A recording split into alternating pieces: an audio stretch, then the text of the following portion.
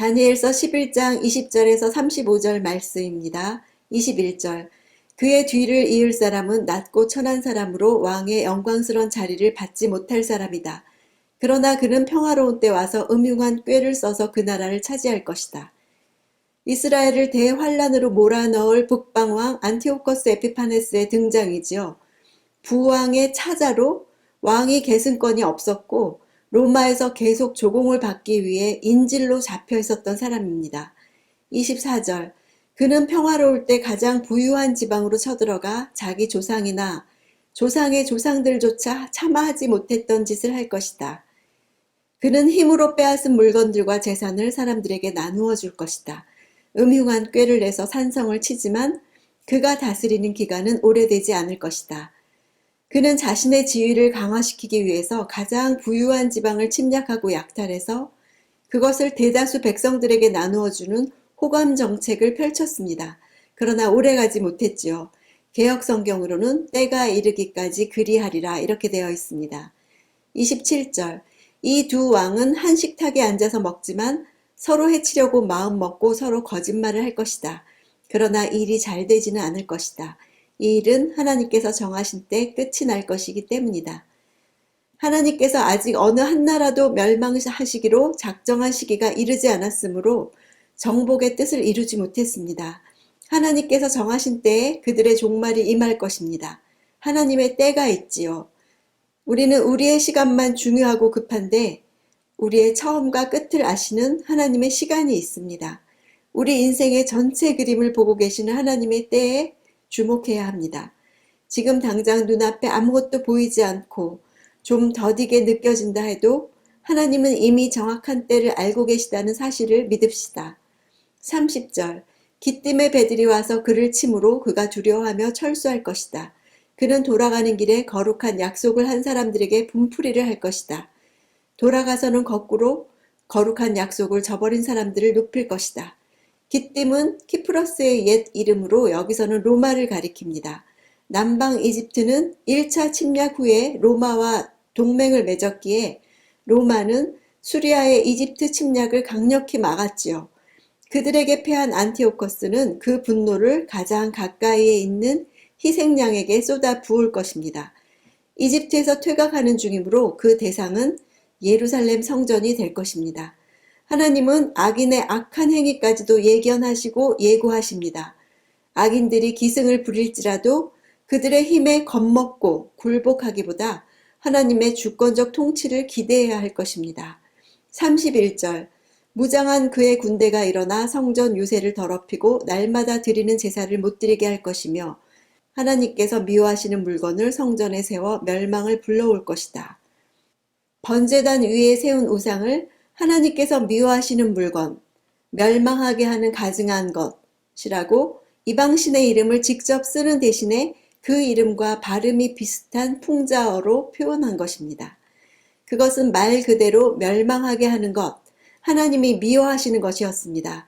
왜냐하면 그렇게 성전을 더럽힌 행위에 대해서 하나님께서는 반드시 심판을 내리실 것이기 때문이지요. 내가 예배하는 우상의 이름도 멸망하게 하는 가증한 것, 하나님이 미워하시는 것이라고 바꿔 부른다면 실체가 파악될 것입니다. 32절에서 33절. 그는 약속을 어기고 악하게 행동하는 사람들을 꿰어내며 더럽히겠지만 하나님을 아는 백성들은 굳게 서고 용감하게 행동할 것이다. 백성들 가운데 지혜로운 사람들은 많은 사람을 가르칠 것이지만 그들은 오랫동안 칼과 불길에 사로잡히고 물건을 빼앗기며 힘이 빠지고 약해질 것이다. 성전이 더럽혀지는 것 이상으로 두려운 것은 유대인들이 배교하는 것이지요. 안티오코스는 한편으로는 극심한 박해와 폭력을, 다른 한편으로는 매력적인 아첨과 기만 전략을 사용해서 일부 유대인들을 유혹해 자신에게 협력하게 했습니다. 현실에서의 고통은 하나님의 백성을 분열시킬 수 있습니다. 실제로 악한 영의 전술은 바로 그런 분열을 만들어내는 것이지요. 종말의 영적 순전함을 지키려면 하나님을 아는 백성이 되어야 합니다. 하나님을 아는 백성은 강한 저항력을 갖고 맞서죠. 신앙의 절개를 지키는 사람들은 안티오코스가 몰락할 때까지 참혹한 박해를 받습니다. 하나님의 백성은 고통을 당할 것입니다.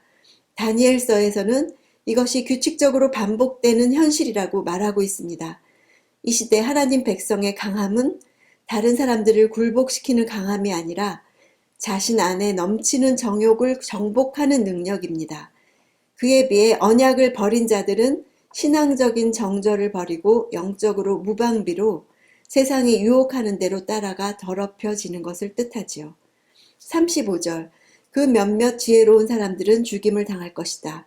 백성들은 단련되고 깨끗해지고 하얗게 돼 마지막 날에 이르게 될 것이다. 이런 일이 하나님께서 정하신 때까지 있을 것이다. 백성 중에는 핍박을 받으면서도 통찰력을 가진 자가 있어서 연약한 백성들에게 가르쳐 그들로 신앙을 지키게 할 것입니다. 이런 시기에 무슨 일이 일어나고 있는지 이해할 수 있게 지도력을 제공할 사람들이 절실하게 필요합니다. 종말론적 삶을 살고 있는 그리스도인에게 요청하시는 사명이지요. 이 과정에서 경건한 사람들의 신실한 삶과 하나님에 대한 순종은 큰 대가를 지불할 것입니다. 단련되고 깨끗해지고 하얗게 된다는 단어들은 목적을 나타내는 부정사용입니다. 고난을 당하게 하시는 하나님의 목적이 어디에 있는지 말해줍니다. 나의 고난의 목적도 여기에 있다는 생각이 드십니까? 고난은 오직 하나님께만 구원의 희망을 두게 만듭니다.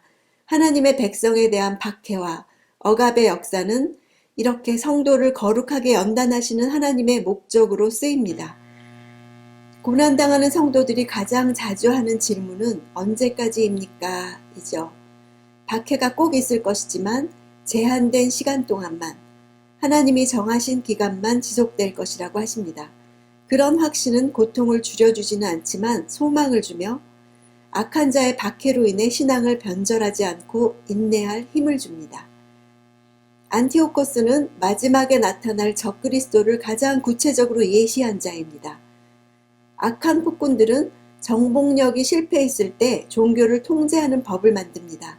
속이고 약속을 어기고 악하게 행동하는 사람들과 합하며 거룩한 언약을 싫어하고 성전을 더럽힙니다. 앞으로 나타날 적그리스도도 이런 방식으로 행동할 것입니다. 다니엘서를 통해 예고하시고 경고하셨으니 교회 안에서 성도들은 굳게 서고 지혜로운 사람들로 많은 사람을 가르치는 일이 있기를 기도합시다. 오늘도 큐티를 통해 하나님의 지혜를 얻고 굳게 서는 하루가 되기를 원합니다.